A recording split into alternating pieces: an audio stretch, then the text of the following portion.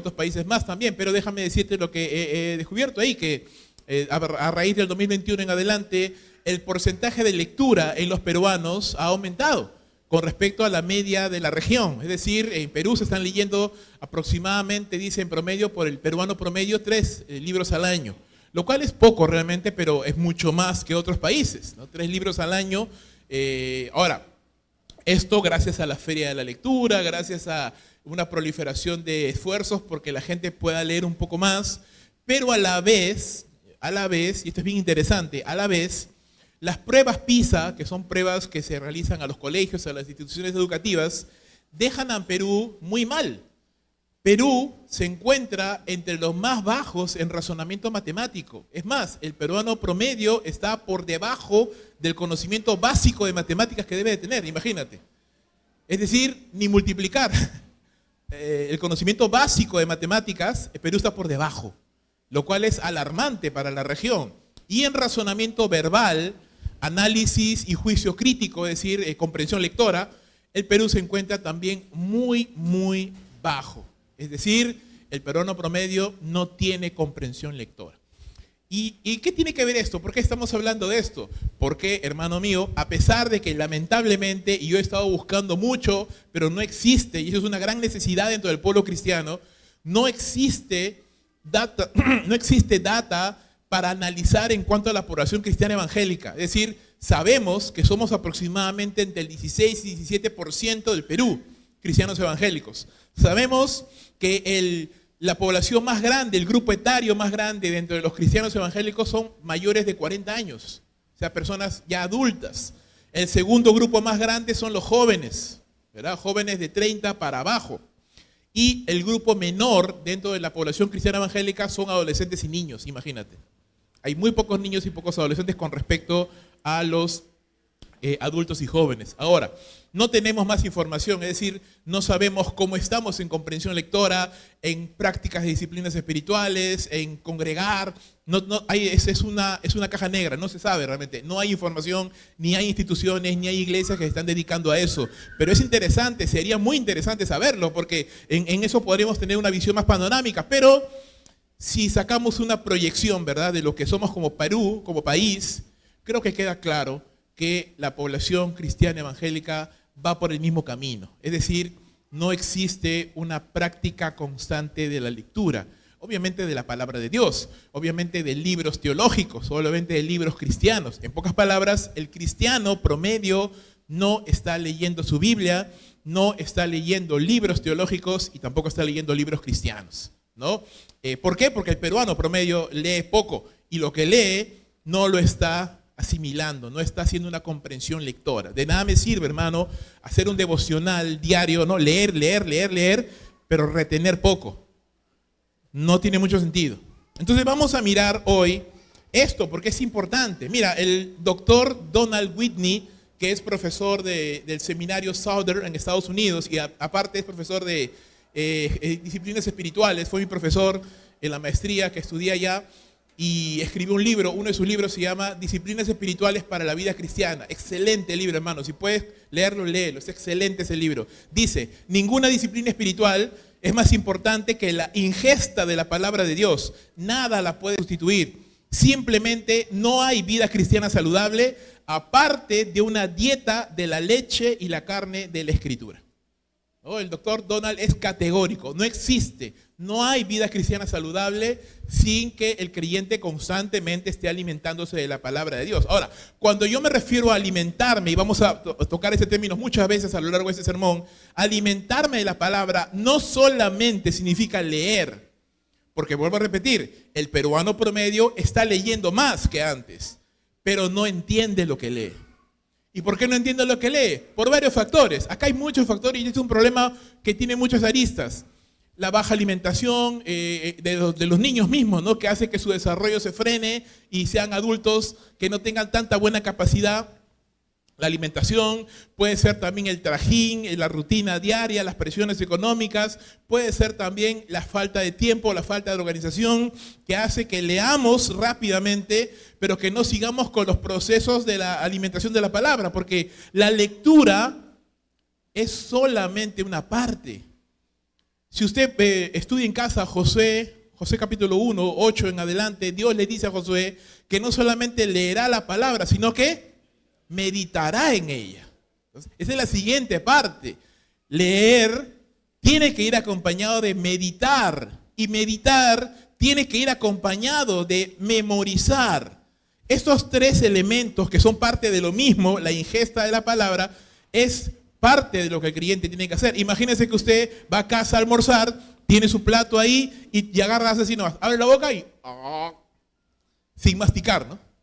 Una que probablemente se ahogue con algún trozo de carne, una cosa ahí, una papa, no sé, y si no, por gracia de Dios no se ahoga, igual le va a hacer daño, ¿verdad? Podrá mantenerse unos cuantos días así, comiendo entero sin masticar, pero para algo Dios hizo los dientes, para algo Dios nos dio la saliva, para algo Dios nos dio este aparato para poder masticar. Entonces, de la misma manera, necesitamos masticar la palabra de Dios para poder entender lo que Dios nos está diciendo. George Gallup y Jim Castelli, que son creyentes en Estados Unidos que se dedican a lo que es estadísticas, información, en ese aspecto Estados Unidos está mucho más avanzado que Latinoamérica, dice, los norteamericanos veneran la Biblia, pero no la leen. No la leen. Y porque no la leen, se han convertido en una nación de analfabetos bíblicos. Mucho se acusa a los bautistas de que practicamos la bibliolatría, ¿no? Es decir, la Biblia. Yo he escuchado esto muchas veces en círculos de pastores y de predicadores, que a los bautistas se nos acusa de ser culpables de bibliolatría, ¿no? Es decir, adoramos la Biblia es lo mejor, es lo máximo, es lo primero, que es verdad. Es decir, la Biblia es la máxima autoridad del creyente, ahí no estamos faltando a la verdad. Pero el problema es que a veces hemos caído en una suerte de veneración, ¿no? La tenemos ahí abierta en la casa, la Biblia para acá, la Biblia para allá, pero no la leemos. Y si la leemos, no estamos meditándola. Y si no estamos meditándola, no estamos interiorizándola y no estamos obedeciéndola. Entonces, básicamente es muy poco el provecho que la Biblia nos puede dar en ese sentido. Hay estadísticas más alarmantes. Solamente alrededor del 3% de los creyentes leen libros teológicos. Y solamente alrededor del 10% leen libros cristianos. Es decir, hay un 90% que o está leyendo superficialmente la palabra de Dios o no la está leyendo simplemente. Y hay un 10% que está leyendo la Biblia y que está leyendo también libros cristianos. Y de esos, solo el 3% nada más están leyendo libros teológicos, que son libros obviamente más densos, ¿no? No es lo mismo leer un comentario bíblico, un libro devocional, un libro motivacional, que leerte pues un libro de un teólogo, que es más denso, que requiere mucha mayor concentración y seguramente leerlo más de una vez para poder entender las profundidades del análisis que hacen esos hombres. Pero, ¿a qué voy con esto? Y no estoy diciendo que es necesario que tengas que leer libros teológicos para ser un buen creyente. No, lo que estoy diciendo es de que hay una carencia en el esfuerzo de poder profundizar la palabra de Dios. Y por eso caemos presas de muchas cosas, de desánimo, por ejemplo, de falsas doctrinas y de muchas otras cosas más, porque no estamos conociendo, no estamos profundizando en el conocimiento de Dios. Sin el conocimiento profundo de la palabra de Dios, no sabemos quién es Dios en primer lugar. Es decir, tenemos una percepción de Dios que no es la bíblica. Creemos en un Dios castigador, o creemos en un Dios que es demasiado permisivo, o creemos en un Dios que es intolerante, o creemos en un Dios pues que, no sé, de pronto está ajeno a las realidades y a los problemas del ser humano. Es decir, no tenemos un concepto real de quién es Dios. Y tampoco no solamente tenemos un concepto de quién es Dios, sino tampoco no nos conocemos a nosotros mismos. No sabemos de lo que somos capaces de hacer, tanto para lo bueno como para lo malo, porque la Biblia enseña acerca de esto. Tampoco sabemos cuál es el propósito de nuestra existencia, el propósito de la creación, de dónde venimos, a dónde vamos, lo que Dios quiere de nosotros y cómo deberíamos comportarnos. Son cosas que ignoramos al no profundizar en el conocimiento de la palabra de Dios. Y por último, si bien es cierto, no vamos a tocar hoy día todos los temas o todas las consecuencias de no conocer a Dios, quiero enfatizar una de ellas. Cuando no conocemos profundamente a Dios, fácilmente nos desanimamos, fácilmente caemos en depresión, fácilmente caemos en desesperación y por ende tomamos malas decisiones, ¿verdad? Quiero enfatizarme en esa parte, en ese aspecto de las consecuencias. Hay muchas más, pero quiero enfatizarme en ella. Y para esto, quiero por favor que me acompañes al Evangelio de Lucas. Evangelio de Lucas, recién estamos introduciendo el sermón por si acaso, vamos a empezar recién ahorita. Lucas capítulo 24, versículos 13 en adelante. Lucas 24, versículo 13 en adelante, dice así la palabra del Señor. Y he aquí, dos de ellos, ¿verdad? He aquí, dos de ellos iban el mismo día a una aldea llamada Emaús, que estaba a 60 estadios de Jerusalén. E iban hablando entre sí de todas aquellas cosas que habían acontecido. Sucedió que mientras hablaban y discutían entre sí, Jesús mismo se acercó y caminaba con ellos. Mas los ojos de ellos estaban velados para que no le conocieran. Y les dijo: ¿qué pláticas son estas que tenéis entre vosotros mientras caminan? ¿Y por qué están tristes? Padre, te damos gracias, Señor, en esta mañana por tu palabra. Oh Señor, tu bendita y santa palabra, que nos anima, que nos alienta, Señor. Y sí, la palabra es importante para el creyente, pero queremos que sea relevante para el creyente. Queremos que sea viva para nosotros. Queremos que sea parte de nuestra vida, de nuestro pensamiento, de nuestro sentir. Ayúdanos, Señor, a alimentarnos de ella como tú quieres que nos alimentemos. Ayúdanos, Señor, a no ser parte de la estadística que dice que los peruanos no leen o que si leen no entienden. Queremos ser de los creyentes que leen y que entienden y que aplican lo que leemos, Señor, lo que escuchamos en los sermones, lo que estudiamos, Señor, cuando nos ponemos a estudiar tu palabra. Ayúdanos, Señor, para que nuestras vidas transformadas por tu palabra te den la gloria a ti y a Jesucristo, a quien pertenece toda la gloria. Gracias, Señor.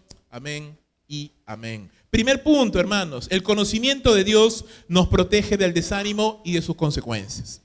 El desánimo es peligroso porque el desánimo, el desaliento, la tristeza profunda, la depresión es peligrosa porque en primer lugar es un pecado. Es algo que nos hace quitar la mirada de Dios y ponerla en las circunstancias, en lo que no tenemos, en lo que nos ha pasado, en lo que nos han dicho, y nos lleva a, movidos por la ira, o por el enojo, o por la tristeza, o por la soledad, o por cualquier sentimiento que tengamos en el corazón, tomemos decisiones que a la larga van a ser equivocadas. Ejemplo de esto, mira lo que dice la palabra de Dios. La Biblia nos enseña que aunque Jesús anunció de antemano a sus discípulos que Él iba a morir y que Él iba a resucitar, ¿se acuerdan? Lo dijo varias veces. No era una novedad para los creyentes lo que iba a pasar. Jesús les dijo, y mientras más se acercaba a su muerte, más se los hacía recordar. Jesús le decía: yo me voy a morir y voy a resucitar al tercer día. A pesar de que Jesús se los había dicho, la muerte de Jesús en la cruz los tomó a todos los discípulos, no de sorpresa porque ya lo sabían, pero los tomó mal parados. No reaccionaron bien. La Biblia dice nomás que en el huerto de Getsemaní, cuando los soldados vinieron, ¿verdad?, a arrestar a Jesús, todos volaron, todos huyeron. Frente a la cruz, hermano, solamente estaban las mujeres, valientes siempre, y Juan. ¿Los demás dónde estaban? Bueno, la Biblia dice que estaban tristes, que estaban llorando, que estaban escondidos, por miedo a los judíos, por temor a todo lo que podían los judíos en represalia hacer contra ellos. La Biblia nos dice que Jesús, como Él mismo lo había dicho, resucitó al tercer día. Y al resucitar se apareció a las mujeres, se apareció a varios discípulos, se apareció a los apóstoles y estuvo realmente con todos los discípulos 40 días. Hasta que después de los 40 días Jesús ascendió a los cielos. Pero una de esas oportunidades donde Jesús se aparece a alguno de sus discípulos es esta que estamos leyendo ahorita, Lucas 24, donde Jesús se aparece a dos discípulos que obviamente no eran de los 12, no, solamente conocemos el nombre de uno de ellos, que era Cleofas, el otro no sabemos, probablemente pues eran del grupo de los discípulos de Jesús. Recuerda que Jesús tenía un grupo de 12, tenía los 70, tenía más. La Biblia dice, Pablo lo dice en 1 Corintios 15, que alrededor de 500 hermanos vieron a Jesús. Así que por lo menos habían 500 hermanos que eran discípulos de Jesús, de los cuales 10 días después de la ascensión de Jesús, ¿cuántos quedaron? Solo 120. Es decir, que en 10 días, 380 se desanimaron y quedaron solamente 120 en el aposento alto a la espera de la llegada del Espíritu Santo en Pentecostés. El punto es que, bueno, quiero creer que estos dos estaban ahí, ¿no? Entre los 120, no lo sabemos. El punto es que ellos están aquí y estos hermanos, dice, el mismo día, ojo, porque, así empieza el texto, ¿verdad? He aquí, dos de ellos iban, ¿dónde? El mismo día. ¿Qué día? El día de la resurrección. En Lucas 24 habla de la resurrección, el domingo. Es decir, el mismo día que Jesús dijo que había de resucitar, estos dos discípulos se estaban yendo de Jerusalén hacia la aldea de Emaús, que dice estaba a 60 estadios, una medida antigua. Aproximadamente son 11 kilómetros de distancia, no una distancia pequeña, más o menos regular, 11 kilómetros de camino. Y dice la palabra que mientras ellos estaban caminando, Jesús se les apareció. Y ellos estaban hablando, discutiendo, conversando acerca de las cosas que habían pasado, ¿no? Seguramente lamentándose de la muerte de Jesús, seguramente diciendo, ¿y ahora qué vamos a hacer? ¿Qué será de Pedro? ¿Qué será de Juan? ¿Qué será ahora de todo lo que Jesús nos dijo? No sabemos exactamente el contenido de lo que estaban hablando, pero era obviamente relacionado a todas las cosas que estaban pasando. Ahora, no lo sabemos si ellos ya estaban al tanto de la resurrección de Jesús.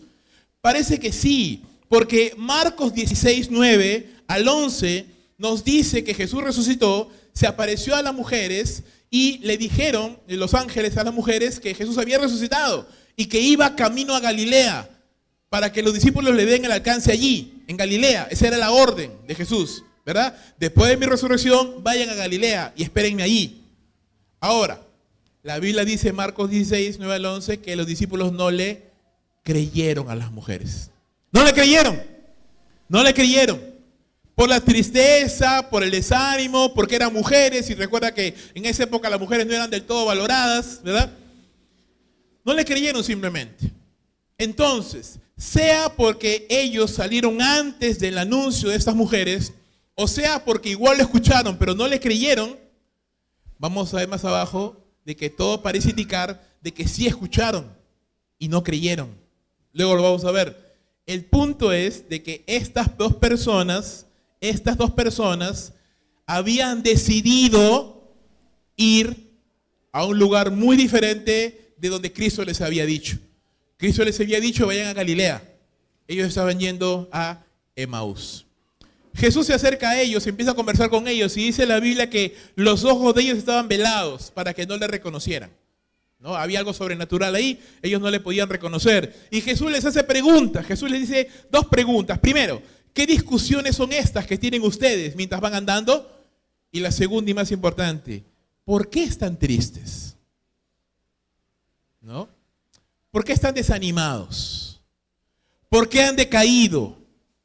¿Por qué están haciendo esto? ¿Verdad? ¿Por qué están yendo donde no tienen que ir? Porque, hermanos, la tristeza, la decepción, la depresión, el desánimo nos hace tomar decisiones equivocadas. Nos hace quitar la mirada de Jesús y ponerla en las circunstancias. Cleofas, ¿verdad? Cleofas, uno de ellos, le increpa a Jesús y le dice, ¿eres tú acaso el único forastero en Jerusalén que no ha sabido las cosas que en ella han acontecido en estos días? Y Jesús le sigue la corriente, ¿verdad? ¿Qué cosas? Dice, ¿no? Como diciendo, no sé, ¿no? A ver, dime, ¿qué cosas? Y Cleofas le hace toda una descripción, le dice, mira, de Jesús Nazareno, varón profeta, poderoso en obra y en palabra delante de Dios y de todo el pueblo, y al cual le entregaron, dicen los principales sacerdotes y gobernantes, y lo sentenciaron a muerte y lo crucificaron. Quiero que notes algo. Cleofas estaba bien informado. Amén. Estaba bien informado de lo que había pasado. No era un discípulo de esos ahí lejanos de Jesús, ¿no? Que le preguntan, oye, ¿qué haces acá? No sé, yo sigo a mis amigos, ¿no? Están siguiendo un tal Jesús, ¿no? Como a veces hay, ¿verdad? Simpatizantes, ¿no? Que no saben ni por qué han venido a la iglesia, porque me invitaron, ¿no? Pero no porque realmente quieren hacerlo. Siempre hay de esos, ¿no? Pero no, esta persona estaba bien informada. No era de los 12, pero estaba bien informada de lo que había pasado, de lo que había acontecido. Ahora, su conocimiento, y nota esto, no iba de la mano con su obediencia, ¿verdad?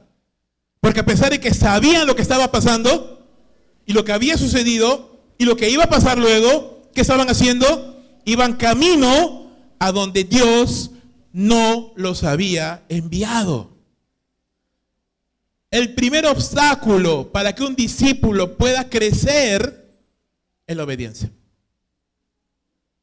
Si no hay un conocimiento de la palabra y no hay una disposición a obedecer esa palabra, hermano amado, ese discípulo muy difícilmente va a crecer y muy probablemente, más tarde que temprano, ese discípulo va a naufragar. Porque la obediencia es necesaria para el discípulo. Cuando Jesús le dijo a sus discípulos, sígueme, les estaba llamando a una vida de fe, a poner su fe en Jesús como Señor y Salvador, pero esa fe tiene que ir ligada a una obediencia. El sígueme implica que yo voy a ir donde Dios quiere que yo vaya. Yo voy a caminar detrás de Jesús, y donde vaya Jesús, el discípulo va. Amén. Donde el discípulo va, y donde Jesús va, perdón, el discípulo va. Juan capítulo 12 lo dice así: donde yo estoy, ahí estará, dice, mi servidor. Y donde yo estoy, dice 12:26, ahí estará mi servidor. Entonces, hermano, ¿dónde tiene que estar el discípulo de Cristo? Donde esté el Señor. Donde el Señor diga, ahí yo tengo que estar. Si me considero discípulo de Jesús. Pero ¿qué pasa? Estos hermanos, aunque tenían el conocimiento de lo que había pasado, no estaban obedeciendo. El conocimiento iba por un lado, pero la obediencia iba por otro. Y ese es uno de los grandes problemas en el discipulado. El discípulo piensa, ya sé la Biblia, ya la leí, ya me memoricé unos cuantos versículos, ya soy discípulo. No. ¿Estás obedeciendo lo que sabes? No. Entonces no has logrado nada. Por eso le decía al inicio que la lectura superficial de la Biblia no es suficiente. Yo puedo leer la Biblia, hermano. Y yo puedo leer y ser un lector veloz. Y un lector veloz está en un promedio de, si no me equivoco, entre 150 a 200 palabras por minuto. O sea, sí. Y hay técnicas para leer más rápido todavía. Pero el problema es, no importa cuán rápido leas. No importa cuántos versículos leas o cuántos capítulos te leas. Ese no es el punto. El punto es que aunque yo lea un solo versículo, pero que lo medite, lo memorice, lo analice, lo interiorice, ahí es el verdadero provecho. El provecho viene de eso. No viene solamente una lectura superficial de la palabra. Como que estoy leyendo un diario, ¿no? O como que estoy leyendo los titulares en el puesto, ¿no? De periódico. No. En diseño web, bueno, tú sabes que antes, estoy hablando de los 90 más o menos, cuando todavía no había explotado internet, ¿qué era lo clásico para tú enterarte de lo que estaba pasando en el día a día, aparte de las noticias de la tele? ¿Qué era lo clásico? Tú veías en las esquinas, ¿verdad? Los puestos de periódico, ahora casi ya ni hay, pero los puestos de periódico. ¿Y qué estaban de personas ahí? Mirando, porque te enterabas, ¿verdad? De los titulares. Ya si querías más, pagabas los 50 céntimos, ¿no? Por los periódicos de ese tiempo. Si ya si querías un poquito más de dinero, te comprabas tu comercio, ¿no? Y leías ahí todo lo que querías leer, pues, ¿no? El punto es de que la revolución de internet cambió todo eso. No, ya los puestos de periódico casi ni existen ya, hay muy pocos, porque la gente ya no compra físico. Ahora lo que hace la gente es por internet, todo lo lee por internet. Pero mira, y te digo esto porque yo lo he practicado y me lo han enseñado y yo mismo lo he hecho. En diseño web, en diseño de páginas web, una regla es, tú siempre debes colocar lo principal en el titular y en el primer párrafo. ¿Por qué? Porque la mayoría de la gente solo va a leer eso y no va a hacer scroll para leer hasta el final. La mayoría no lo va a hacer. Aún en un contexto virtual, la gente no lee. La gente solamente lee el titular, a lo más lo que dice el primer párrafo y se acabó. Siguiente página. Así es. Así es. Imagínate cuánto afecta esa forma de pensar a la lectura de la Biblia. Porque acá no hay titulares, tienes que leerlo todo para entender. La mayoría de las personas no lo leen. ¿Qué es lo que la mayoría de los creyentes hacen? Algunos practican los pasajes conocidos, ¿verdad? Leo un texto, un versículo, 2 versículos y ya está. Y me voy. Al día siguiente otro, ¿no? Otro pasaje. Otros practican la bibliomancia, ¿no? A ver, Señor, ¿qué me querrás hablar hoy día? A ver, ¿no? ¿Verdad? Había una broma acerca de eso, pero no la he memorizado, no me acuerdo. Voy a ver si la recuerdo, ya. Es buena, es muy buena con respecto a eso de la bibliomancia. Sí. ¿Cómo era este? Era un pasaje que uno que practicaba así, pues no, abría la Biblia y decía, haz lo que te he dicho, no, apúrate lo que te he dicho, ¿no? Sí, creo que era ese, ¿no? Después abría otro y decía, lo que vas a hacer lo más rápido, ¿no? Y asustado, ¿no? Abrió otro y se ahorcó, ¿no? como, como el Señor está, mátate, ¿no? Algo así era, perdóname, no soy tan buen contador de chistes. El punto es que eso pasa cuando leemos porciones de la Biblia, así, picadito por aquí, picadito por allá, y no tenemos una visión panorámica de la palabra de Dios, ¿verdad? Entonces estas personas, a pesar de que sabían muy bien las cosas que estaban pasando, tomaron la decisión de no esperar la resurrección o no creerla simplemente y se volvieron a la ciudad de Emaús con ánimo desolado y con mucha tristeza. Hermanos, qué terrible es cuando tomamos decisiones movidos por la tristeza o el desánimo. Qué terrible es, hermanos, porque cuando estamos tristes, desanimados y desalentados, nuestra vista se ha alejado del Señor. No estamos mirando a Dios, estamos mirando las circunstancias.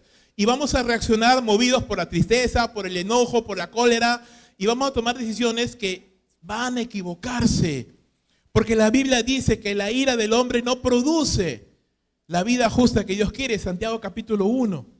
Mira, estos discípulos, a pesar de que sabían lo que estaba pasando, pero había algo en los corazones de ellos. Y por eso Jesús le pregunta, ¿por qué están tristes? Jesús sabía que estaban tristes. ¿Por qué están tristes? Le preguntan, ¿no? Y ellos dicen, bueno, mira lo que pasó con Jesús, que era un varón poderoso y hacía muchas cosas y hacía bien a la gente y los principales lo encadenaron, lo crucificaron y le entregaron a la muerte. Pero nosotros, dice, esperábamos que Él era el que había de redimir a Israel. Ahí saltó, como se dice, el meollo del asunto, ¿verdad? Y esa era la razón por la cual ellos estaban tristes. ¿Por qué? Porque ellos, así como nosotros, hermanos, muchas veces tenemos nuestras propias expectativas de lo que queremos de Dios. El discipulado, por eso que Jesús decía, si alguno no puede negarse a sí mismo, no puede ser mi discípulo. Porque el ser humano, nosotros, usted y yo, tenemos expectativas en cuanto a la vida. Tenemos cosas que queremos, que luchamos por alcanzar, que deseamos ardientemente. Santiago capítulo 4 dice eso, ¿verdad? Que de dónde viene la guerra, las peleas de nosotros, de las cosas que anhelamos y deseamos y combatimos y ardientemente deseamos. Hay muchas cosas y expectativas que usted y yo tenemos. Y tenemos que reconocer, hermanos, que muchas de esas cosas que nosotros anhelamos y queremos pueden ser conforme a la voluntad de Dios, pero también hay muchas cosas que queremos y anhelamos que no están en la voluntad de Dios. Que no están. Y yo lo quiero, yo lo deseo con todo mi corazón, pero no está en la voluntad de Dios. Y esa es la batalla. Y ahí es donde consiste el morir a mí mismo. Consiste en llegar a un punto en que yo diga, Señor, me rindo. Es decir, ya, yo quiero esto, pero no, porque yo sé que tú quieres otra cosa para mí. Entonces ya, haz tu voluntad, Señor, no la mía. Y ese proceso no es de una sola vez, es de siempre negarme mis expectativas, mis deseos, lo que yo quiero, lo que a mí me gustaría, como yo quisiera que actúe Dios, como yo quisiera que haga Dios, para lo que realmente Dios quiere hacer. Porque convengamos, no siempre Dios va a hacer lo que yo quiero. Claro que sí. No siempre Dios me va a dar lo que yo quiero cuando yo lo quiero, o de la manera que yo lo quiera. No, es más, muchas veces, incluso se escribió un libro acerca de esto, ¿verdad? Cuando lo que Dios hace no tiene sentido. Para nosotros. No es que no tenga sentido, tiene todo el sentido del mundo, pero para nosotros no tiene sentido. ¿Qué pasa entonces? Es que estas personas, estos hombres, tenían una expectativa de Jesús. Y realmente no solamente ellos dos, todos los discípulos tenían la misma expectativa. Todos, es más, por eso se peleaban. Porque decían, cuando Jesús reine, ¿quién va a ser el mayor de nosotros, no? ¿A quién le va a tocar esta ciudad? ¿A quién le va a... Tenían expectativas terrenales de lo que iba a suceder. Ellos no entendían exactamente lo que Jesús iba a hacer y tenían sus propias expectativas. ¿Qué pasa? De pronto su campeón, ¿verdad? El que iba a inaugurar una era de paz, el que le iba a dar prosperidad a ellos, que los iba a convertir de humildes pescadores a gobernantes, está muerto en una cruz. Y todos sus sueños y todos sus planes, ¿verdad? Y todas sus ilusiones, como un castillo de naipes, se cayeron. Y ahí es la lucha. ¿qué van a hacer? ¿Qué vas a hacer? ¿Verdad? Cuando lo que tú te proyectas no se da. ¿Qué vas a hacer cuando lo que tú anhelas o lo que tú esperas y por lo que tú has orado tanto no se da? ¿Cómo voy a reaccionar? ¿Con decepción? ¿Con enojo? Voy a decir, no, Señor, tú te demoras demasiado. Mejor yo tomo la justicia en mis manos, ¿no? O Señor, eres malo, no me amas, no me quieres, mira cuánto tiempo estoy orando y nada, ¿no? O sea, ¿qué decisión voy a tomar? Algunos de los discípulos decidieron quedarse y permanecer en Jerusalén. Estos dos decidieron, no vamos de regreso, ¿no? Ese regresar significa, uno, que no creían que Jesús iba a resucitar o que no había resucitado. Dos, ¿ya para qué, no? ¿Ya para qué? Si lo que queríamos lograr no se va a lograr, entonces ¿ya para qué? ¿Qué hacemos aquí? Nos vamos de regreso a nuestra vida pasada. Aquí vemos entonces qué importante es, hermano, qué importante es no perder de vista que necesitamos un conocimiento de Dios más profundo que solamente un conocimiento superficial. El conocimiento superficial no me va a transformar, me va a informar solamente. Pero el conocimiento profundo de la palabra de Dios, que viene con un estudio, que viene con meditación, con memorización y que también viene con oración, porque vamos a ver eso más adelante también, porque tan importante como la palabra de Dios es la oración, es el tiempo con Dios. Cuando yo no estoy profundizando en esto, mi conocimiento de Dios es superficial. Soy presa de las circunstancias de este mundo. No he echado raíces en la fe. Cualquier cosa viene y me voy, porque no estoy plantado en la palabra, porque no tengo expectativas que están alineadas a las de Dios. Tengo mis propias expectativas. Y Dios hace lo que Él desea, hermano. Dios es soberano. Entonces me muevo. Y ahí es donde comienzo a equivocarme. Necesitamos conocer a Dios a través de su palabra y de la oración para poder ser preservados de la tristeza, el desánimo y las tribulaciones de la vida. También es necesario alinear nuestros pensamientos y expectativas a las de Dios. Mira cómo Él responde, mira cómo Jesús responde, versículo 25 al 27. Si el conocimiento de Dios nos preserva del desánimo, también el conocimiento de Dios nos da una perspectiva clara. Mira lo que dice Jesús y cómo les responde. Versículo número 25. Entonces Él les dijo, oh insensatos y tardos de corazón, para creer lo que los profetas han dicho. ¿No era necesario que el Cristo padeciera estas cosas y que entrara en su gloria? Y comenzando desde Moisés y siguiendo por todos los profetas, les declaraba en todas las escrituras lo que de Él decían. ¿Qué les dice Jesús a los discípulos? Primero, la tristeza, el desánimo y por ende las decisiones que estaban tomando ellos, o que ya habían tomado, ¿verdad?, de regresarse a Emaús, no obedecen a factores externos, sino a la condición de su propio corazón.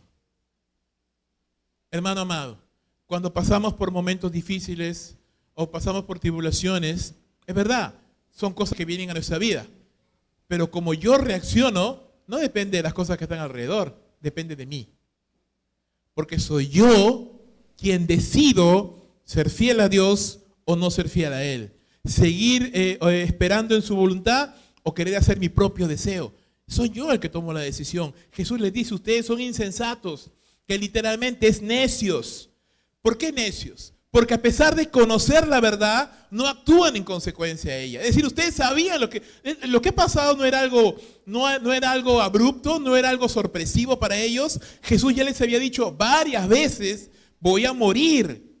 Mi reino no es de esta tierra. Voy a morir, voy a ser entregado en manos de pecadores, pero voy a resucitar al tercer día. Lo había dicho varias veces, hermano. Entonces, ¿qué les está diciendo? Son necios porque conocen la verdad, pero no actúan en consecuencia de ella. Hermano, si usted está discipulando a alguien y aquel que está discipulando no quiere conocer la palabra de Dios, no se puede avanzar. No se puede avanzar con una persona que no quiere profundizar en la palabra. Porque se estaría engañando a sí misma esa persona. Al decir, no, soy creyente, no, soy discípulo. No. Porque el creyente, el discípulo, está profundizando en la palabra de Dios. No todos los creyentes van a ser teólogos, eso está claro. Pero todos los creyentes deben conocer la palabra de aquel que los salvó. Todos los creyentes deben conocer las Escrituras. No se exige un conocimiento perfecto para empezar a obedecer. Lo que Dios nos dice es que empecemos a obedecer lo que ya sabemos.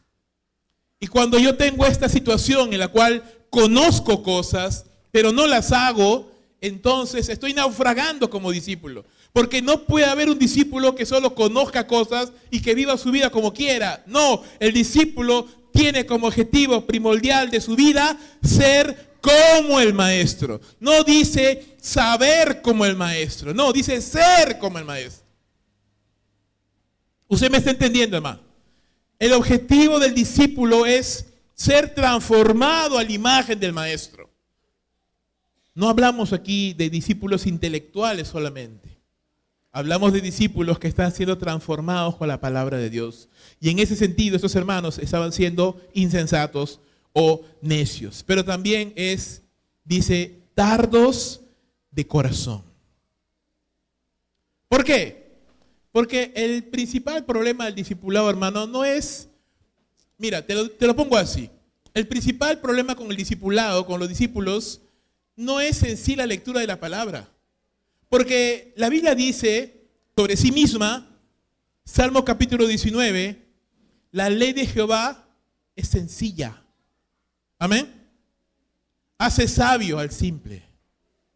La Biblia tiene la capacidad de poder ser leída, estudiada, analizada por un erudito en idiomas bíblicos o por un niño.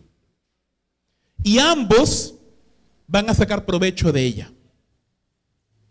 Amén. La Biblia puede ser estudiada, analizada por un doctor, un erudito, pero por un niño también. O por un hombre que ni siquiera ha terminado primaria. Y ambos van a encontrar provecho en ella. Porque la palabra de Dios es viva y eficaz. Es la palabra de Dios hablando a tu corazón. Y Dios no hace excepción de personas. La Biblia te va a hablar. ¿Sabes cuál es el problema? Que yo no quiero leerla. Ese es el problema. No que la Biblia es difícil, es críptica, no se puede entender, hay que tener una maestría, un doctorado. No, que necesito horas para estar ahí con mi lupa, ¿no? Intentando descifrar qué dice, como si fueran jeroglíficos, ¿no? No. ¿Sabes cuál es el problema? Yo no quiero leerla. Ese es el problema. Jesús les dijo, ustedes son tardos de corazón, no porque no sabían lo que estaba pasando, sabían lo que estaba pasando. Pero ¿qué dice Marcos? Como te dije hace un instante, ¿verdad? ¿Qué dice el texto de Marcos 16? Ellos no le creyeron. Ellos no querían creer ante las evidencias. María Magdalena y otras mujeres le dijeron a los discípulos, el maestro ha resucitado, Cristo se levantó como dijo. ¿Qué le dijeron los discípulos? Tú estás loca. Es imposible, no podemos creer eso. ¿Qué dijo Tomás llamado Dídimo? ¿Te acuerdas? No. Si yo no meto mis manos en los orificios, no creo yo. ¿Verdad? Es el corazón del ser humano. El que se vuelve reacio. El que no quiere. No es un asunto intelectual meramente. Es un asunto del corazón. ¿Y a qué le llevaba? Mira, porque este es el cóctel, es la tormenta perfecta. ¿Cuántos han visto la tormenta perfecta? Peliculón, véala. Es buena, antigua, pero muy buena. Y tiene un final triste. Te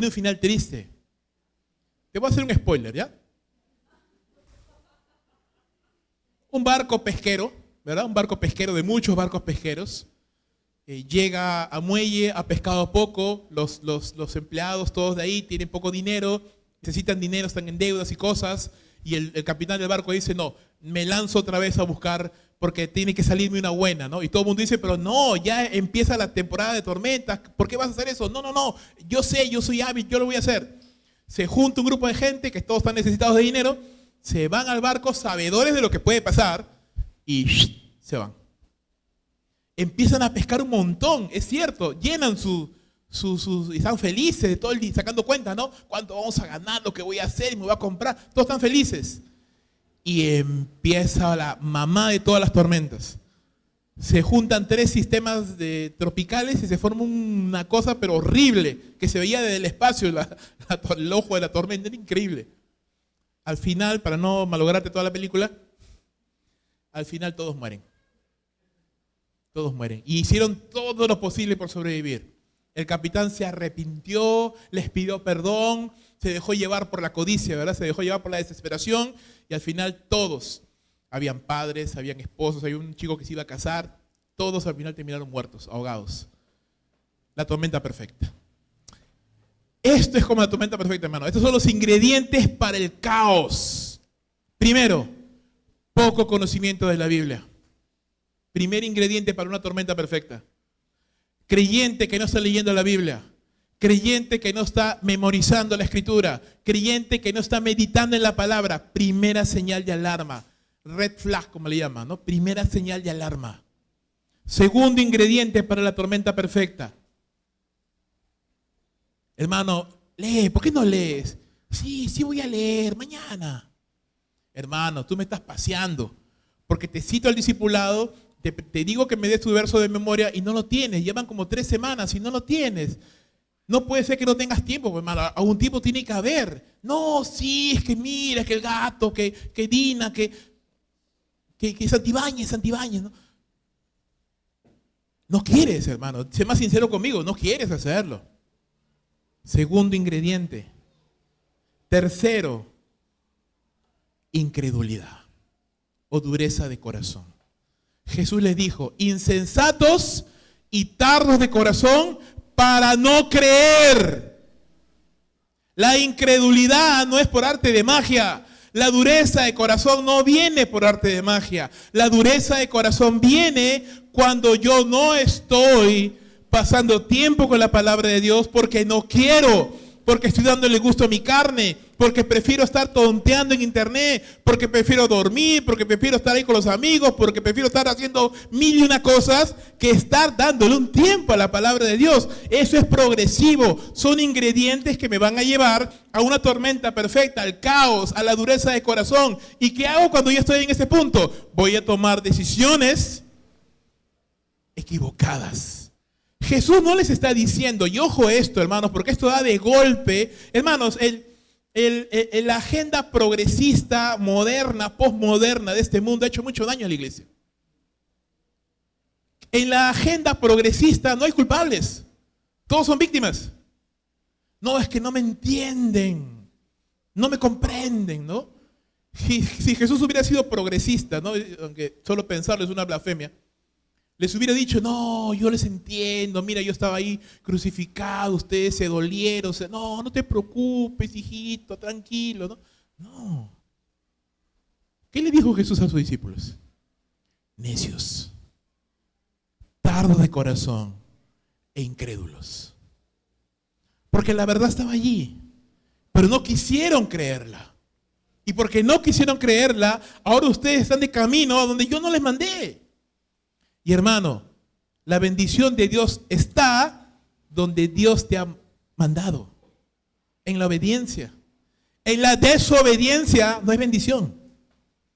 Métaselo en la cabeza, hermano. En la desobediencia no hay bendición para quien sea. No hay excepción de personas. En la desobediencia no hay bendición. Ellos estaban en desobediencia. Pero pastor, estaban tristes. Qué poco empático es usted. Sí, pero ¿por qué estaban tristes? O sea, ¿por qué venían esos sentimientos de tristeza, de angustia? ¿Por qué? Recuerda que la Biblia enseña, hay tristeza según Dios y hay tristeza según el mundo, según la muerte. La tristeza según Dios, ¿a dónde me lleva? Al arrepentimiento. Es decir, cuando yo me siento compungido porque me he analizado, porque el Espíritu Santo me ha hablado, y yo digo, Señor, perdóname. Y cambio, esa es una buena tristeza. Está bien que se haya sido entristecido, porque así voy a cambiar. Pero si estoy, ay, que así, que mira, que esto, que el otro, que nadie me quiere, nadie me entiende. Entonces, esa tristeza no es una tristeza según Dios. Esa tristeza viene de una dureza de corazón. Entonces, Jesús le dice, ¿no entienden que era necesario que esto pasara? Esto tenía que pasar. Yo tenía que padecer, yo tenía que morir y yo tenía que resucitar. Era necesario, claro. Ellos tenían su propia expectativa. Ellos querían seguramente que Jesús derrotara a los romanos, derrotara a los judíos, se estableciera como rey y que los pusiera a ellos de gobernante, obviamente. Pero no, pues Jesús tenía otros planes. Él murió en una cruz, como el peor de los delincuentes, para salvarnos. Y eso no cuadraba en su mente, no cuadraba en su esquema, en lo que ellos anhelaban. Entonces, ¿qué pasa? Me regreso. No tiene sentido esto. ¿Qué saco yo de esto? ¿Verdad? Tenían sus propias expectativas. Los discípulos, hermanos, y nosotros necesitamos tener una mejor comprensión de la palabra de Dios. ¿Qué hace Jesús? Les dice, a ver, vamos a repasar. Y desde el inicio, dice, desde Moisés, es decir, el Pentateuco, hasta los profetas, comienza Jesús a mostrarle la unificación de la palabra de Dios. Cómo el plan de Dios está registrado desde Génesis por todo el Antiguo Testamento. Les hace una clase magistral de cómo encaja todo en la Biblia, de cómo todo tiene una razón de ser, un sentido, que como cada historia no es una historia alejada, es una historia que está relacionada. A mí me causa mucha risa, hermano. Y pena también, dicho sea de paso, un cantante conocido, tristemente conocido ahora, que en su momento fue uno de mis mejores cantantes favoritos por las canciones que componía en su momento, pero que de un tiempo a esta parte comenzó a apartarse. No sé por qué, la verdad. Yo pienso que leyó tantas cosas que ya se rayó del cerebro. El punto es que el tipo ahora para lanzando cada declaración más triste que la anterior, y últimamente dice, ¿no?, que le da mucha tristeza, le da mucha risa, dice el Salmo 91, ¿no? Porque según él el Salmo 91 habla de un Dios exclusivo, ¿no? Y que Jesús era inclusivo. Él dice, yo leo el Salmo 91 y dice, caerán a tu diestra 1000, a tu siniestra 10.000. ¿Qué es eso? Dice, ¿no? O sea, yo feliz y los demás que se mueran. No, yo no creo en ese Dios exclusivo, ¿no? Yo creo en Jesús que era inclusivo, como si Jesús y Dios fueran cosas diferentes, ¿no? Como si el Antiguo Testamento hablara de un Dios malo y el Nuevo Testamento hablara de un Dios bueno, ¿no? Es ese mismo autor que hace unos 3, 4 años atrás escribió en su, no me acuerdo si fue en Facebook o en qué red social escribió, y puso esto: yo no quiero doctrina, yo quiero a Jesús y su amor, decía. Y un montón de likes y todo el mundo le aplaudían como focas lo que decía, ¿no? Y yo decía, este tipo está loco.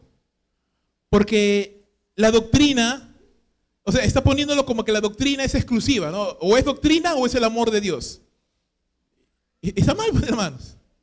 ¿O tú pondrías like a eso? Por ahí creo que vi un par de likes de aquí. Hermano, la doctrina te lleva a conocer el amor de Dios. La doctrina es la verdad de Dios. Él te lleva a conocer el amor de Dios. Tú no puedes hacer esa separación de decir, no, doctrina y amor son dos cosas separadas. Antiguo Testamento y Nuevo Testamento. El Dios del Antiguo Testamento, el Dios del Nuevo. Eso es mentira, todo está unificado. El mismo Dios del Antiguo es el mismo Dios del Nuevo. No es que era malo y se volvió bueno. No, siempre ha sido el mismo Dios, hermano. Pero tú necesitas entender el panorama completo, la narrativa completa y el panorama de cómo Dios está obrando a través de los tiempos en la humanidad. Y eso es lo que estas personas necesitaban. Y Jesús se pone ahí y le dice, vamos a ver, vamos a repasar. Y se pone a repasar con los discípulos la palabra de Dios. Y es necesario, hermanos. Dios quiere que conozcamos su palabra, amén. ¿Por qué? Porque es alimento para nuestras almas. Dice la Escritura, Mateo capítulo 4, ¿verdad? No solo de pan vivirá el hombre, sino de toda palabra que sale de la boca de Dios. Porque nos hace crecer en Cristo. 1 Pedro 2:2. Desead como niños recién nacidos la leche espiritual no adulterada, para que por medio de ella crezcáis para salvación. Porque renueva nuestras mentes y cambia nuestra manera de pensar. ¿Verdad? No os conforméis a este siglo, sino renovados por medio de la transformación de nuestro entendimiento. Romanos 10:17. La fe viene por él, y lo que se oye es la palabra de Dios. Romanos 10:17 fortalece nuestra fe, nos da vida. El Espíritu da vida, dice Jesús, la carne para nada aprovecha. Juan 6:63. Nos instruye la Biblia en todos los caminos, 2 Timoteo 3:16-17. Toda la Escritura es inspirada por Dios y útil para enseñar, corregir, redarguir, instruir en justicia, a fin de que el hombre de Dios sea perfecto, enteramente preparado para toda buena obra. Nos protege la palabra del pecado y de la destrucción. Salmo 119:11. En mi corazón he guardado tus dichos para no pecar contra ti. Nos da verdadero éxito en la vida. Josué, capítulo 1, versículo 8. Los discípulos necesitaban entonces cambiar su expectativa y su mente. El primer paso entonces en un discipulado sano es tener un encuentro personal con Jesús a través de la fe y tener un encuentro con Jesús a través de su palabra. Recuerda, hermano, vivimos en una época de analfabetismo teológico. ¿Se acuerdan? No sé si recordarán las estadísticas que vimos la semana pasada, pero más del 25% de creyentes creen que Jesús pecó mientras estaba en la tierra. ¿Y eso puede ser posible, hermano? No, porque si pecó entonces no nos salvó, pues así de simple, no era Dios. Recuerda, vivimos en una era de sincretismo religioso, en la cual la gente te va a hablar de Cristo, pero también de María, de los ángeles, de los demonios, del libro de aquel, del otro libro. Una mezcla de creencias. Recuerde, vivimos en una era de sobreproducción de información bíblicamente errónea. No todas las prédicas que usted va a escuchar en internet son buenas. No todos los predicadores que usted sigue son de sana doctrina. No todos. No porque sea famoso, no porque tiene una iglesia enorme, no porque sea carismático, significa que es un buen predicador. Analice, escudriñe, lea, para que usted pueda tener un discernimiento. Recuerde, vivimos en una era de vientos de doctrina que tuercen la fe. Algunos muy evidentes y otros que se meten subrepticiamente en la iglesia. Un conocimiento panorámico del plan de Dios es necesario para cambiar mi perspectiva de lo que Dios está haciendo. Ahora, si los discípulos que vieron a Jesús en persona, que lo oían predicar, que caminaban junto con él, que tenían una ascendencia judía y por ende conocimiento de la ley tenían, si ellos necesitaban ser enseñados en un panorama bíblico para que entiendan el plan de Dios y lo que Dios está haciendo, hermano, con cuánta mayor razón usted y yo, que ni somos judíos, ni venimos de un trasfondo de la ley, y estamos inmersos en un mundo completamente ateo, pagano, en una era en donde el pecado está al alcance de tu mano, con cuánta mayor razón usted y yo no necesitamos, ¿verdad? Necesitamos profundizar en la palabra de Dios y poder entender. Por último, el conocimiento de Dios nos lleva a la intimidad con el Señor. Verso 28. Llegaron a la aldea donde iban y él hizo, Jesús, como que se iba más lejos. Mas ellos le obligaron a quedarse. ¿No? La palabra es bien fuerte y lo rogaron, le insistieron, le obligaron a quedarse, diciendo: quédate con nosotros porque se hace tarde y el día ya ha declinado. Entró pues a quedarse con ellos y aconteció que estando sentado con ellos a la mesa, tomó el pan y lo bendijo y lo partió y les dio. Entonces le fueron abiertos los ojos y le reconocieron, mas él desapareció de su vista. Y acá es el punto de quiebre, de inflexión que diferencia a un verdadero creyente de uno que no lo es. El verdadero creyente, hermano, puede desanimarse. El verdadero creyente puede desalentarse, puede deprimirse, puede haber pecado incluso, puede haberse enfriado, pero ese creyente cuando vuelve a tener un contacto con Dios y con su palabra, se arrepiente. Estos dos creyentes que estaban tristes, que habían tomado malas decisiones, que estaban deprimidos, al escuchar todo este panorama, y caramba, ¿quién no hubiera querido estar ahí en esa clase, no dada por Jesús, el maestro de maestros? Una clase de panorama bíblico allí, dice la Biblia, nuestro corazón ardía mientras Él nos abría las escrituras. Porque el creyente ama la palabra, hermano. Porque el creyente quiere conocer la palabra. El que no es creyente, hermano, puede ser expuesto a la palabra, pero no le importa. Porque esa palabra es sembrada junto al camino. Viene Satanás, dice, y se la lleva. Marcos capítulo 4. Entonces la palabra no tiene ningún fruto en el incrédulo. El incrédulo puede exponerse a la mejor iglesia, al mejor predicador, al mejor consejero bíblico, y no va a pasar nada. Porque no tiene interés por la palabra. No ama la palabra, no ha nacido de nuevo, está muerto espiritualmente hablando. Puede ser incluso religioso, puede estar acostumbrado a la liturgia, pero está muerto. Y cuando es expuesto a la palabra, no le hace ningún efecto, no cambia en nada.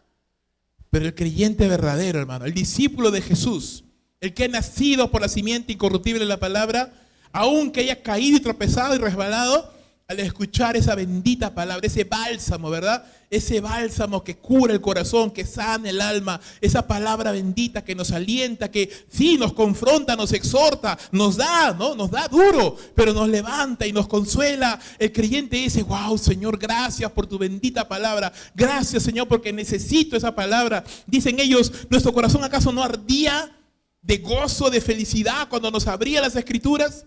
Claro, porque eran verdaderos creyentes, hermano. Eran genuinos creyentes, se habían equivocado, estaban tristes, se habían caído en depresión, habían tomado malas decisiones, es verdad, pero eran verdaderos creyentes. Y se sentaron a la mesa con Jesús para pasar un tiempo de comunión con Él. Oh, qué bueno, hermano, es pasar tiempo con el Señor. Porque así como es necesario pasar tiempo en la palabra, también es bueno sentarte a la mesa con Jesús y pedirle al Señor en oración y orar al Señor. Los miércoles de oración, o en tu célula, o en tu casa, ¿verdad? Tener un tiempito con el Señor, siéntate a la mesa con Jesús para hablar con Él, para conversar, para compartir.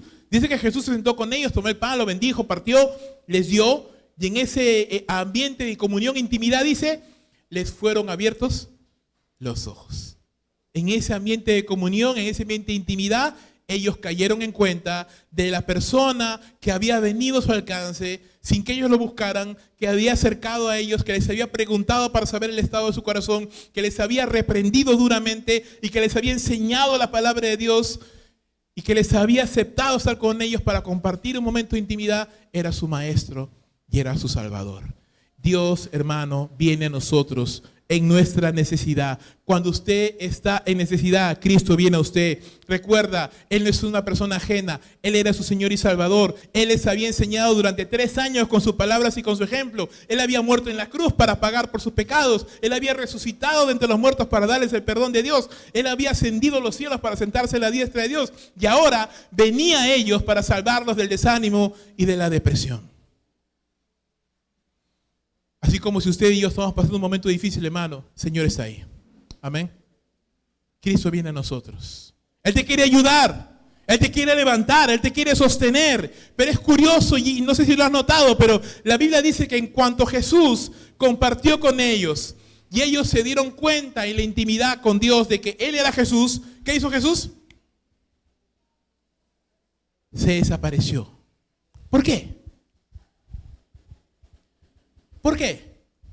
Déjame darte 2 razones por las que creo que Jesús desapareció. La primera, hasta este momento, la iniciativa de quién ha sido? De Jesús. Porque ellos ya habían tomado su decisión, se estaban yendo donde Dios no quería que fueran.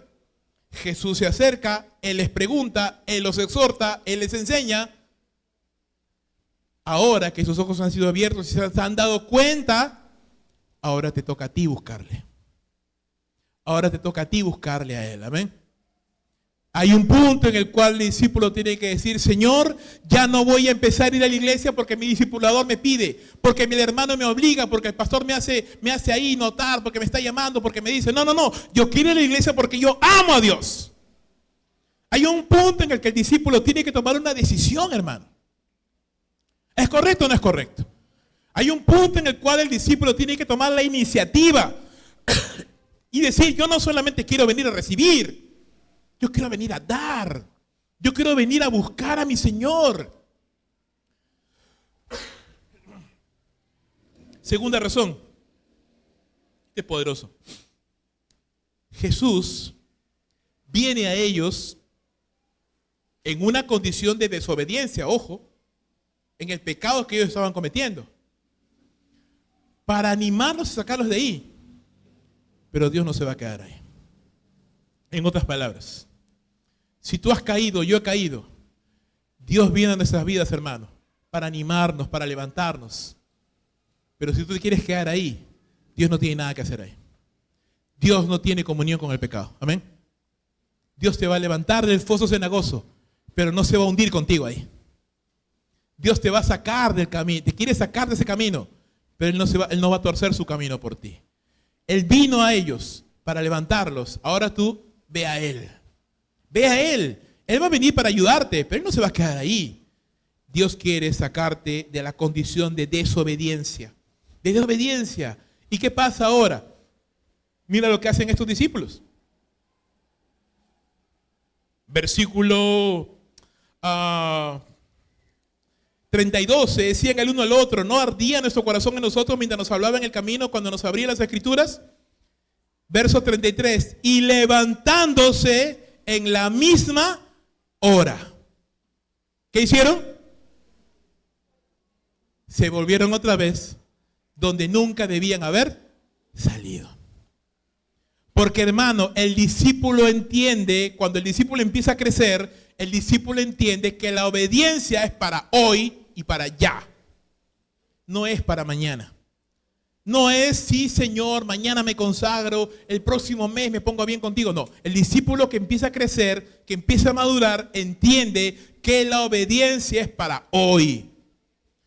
Porque si ellos querían quedarse, imagínate qué hubiera pasado, ¿verdad? Que Jesús los animaba, los exhortaba, les enseñaba, y yo decía, bueno, qué bien, pero ya estamos aquí, así que ya para qué, ¿no? Aquí nos quedamos. ¿Qué dijeron? No volvemos. Dios está allí. Él ha venido para salvarnos nada más, pero Él está allá. Su voluntad está allí. Ahí es donde debemos de estar, al lado de nuestros hermanos, esperando a Jesús. Porque es lo que nos dijo. Porque es lo que Él nos dijo. Él no va a venir a mi desobediencia y se va a compadecer de mí. No te preocupes, hijito, estás en desobediencia, pero igual te bendigo. No, me va a levantar, sí, porque Dios nos va a permitir una prueba más allá de lo que podamos soportar. Va a venir, me va a consolar, me va a animar, pero te va a decir luego, ya, vuelve a donde yo te mandé. Vuelve a donde yo te puse. Este no es el lugar donde yo tengo que estar. Allá es donde yo debo de estar. Y eso es lo que hicieron. Ellos en el instante que lo entendieron, se regresaron. Se regresaron. ¿Qué efectos tiene en los creyentes el pasar tiempo en oración y en la lectura de la palabra? Lectura, memorización y meditación, ¿recuerda?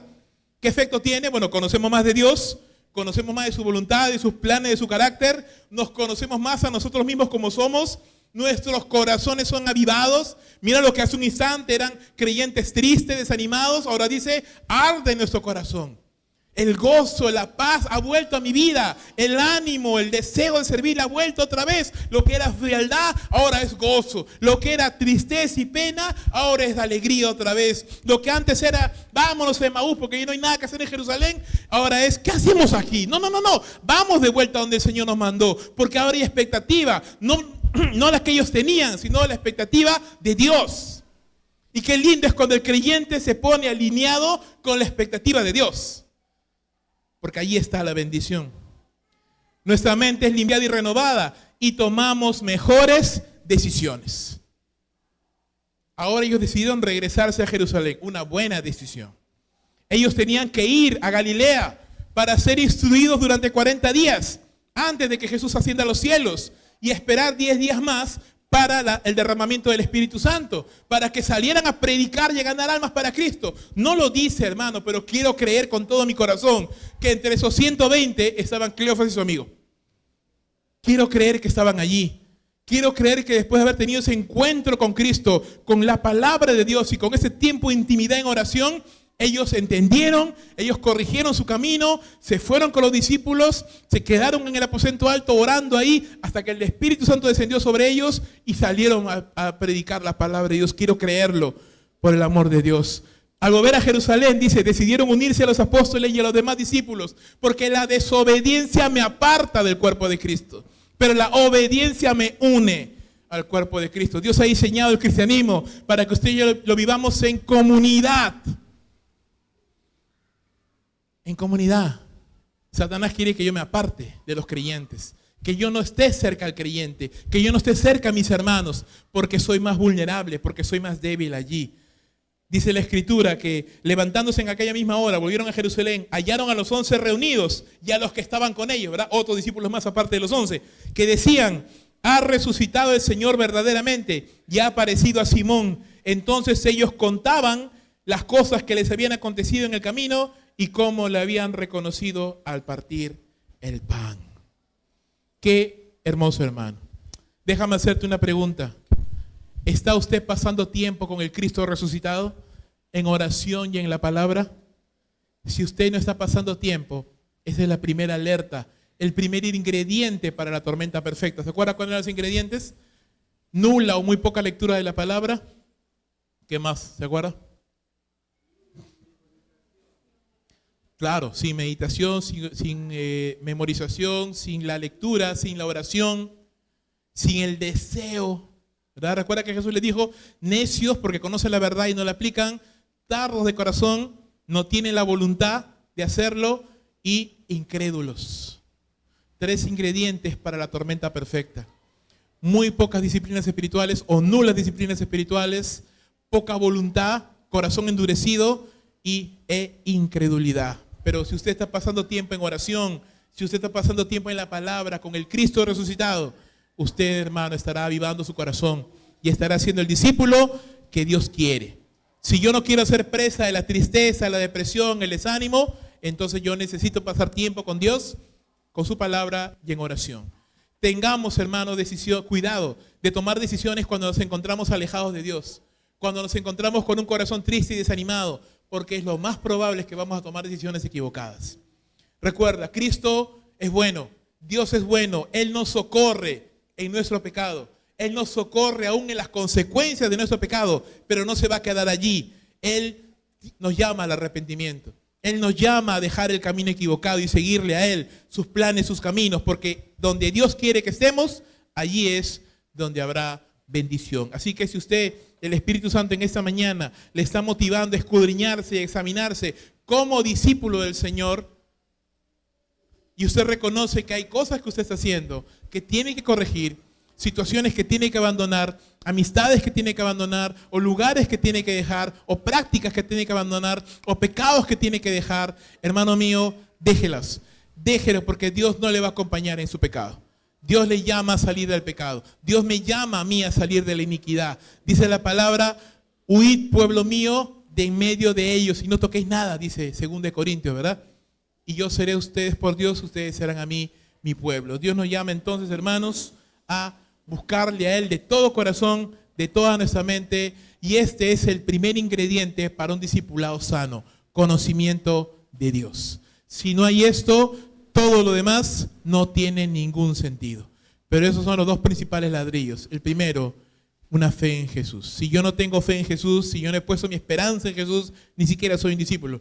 Pero si soy un discípulo y he puesto mi esperanza en Jesús, yo necesito estar conociendo a Dios constantemente. Según de Pedro 3:18, antes bien, creced en el conocimiento y en la gracia de nuestro Señor Jesucristo. Vamos a orar. Padre, te damos gracias, Señor, porque vienes a nuestro pecado, vienes a nuestra ruina, vienes a nuestra desobediencia, no para consentirla ni para aprobarla, sino para sacarnos de esa condenación, para sacarnos de esa maldad, para sacarnos de las consecuencias terribles que el pecado acarrea sobre nosotros. Pero no te vas a quedar allí. Nos llamas a salir del pecado, nos llamas a salir de la corrupción, nos llamas a apartarnos de todo aquello que nos aparte de ti. Señor, mi Dios, no queremos encontrarnos como Cleofas y su amigo, que por la tristeza, el desánimo, el desaliento, por expectativas no cumplidas, o porque fuimos, de alguna manera, hicimos planes sin ti y que no se cumplieron,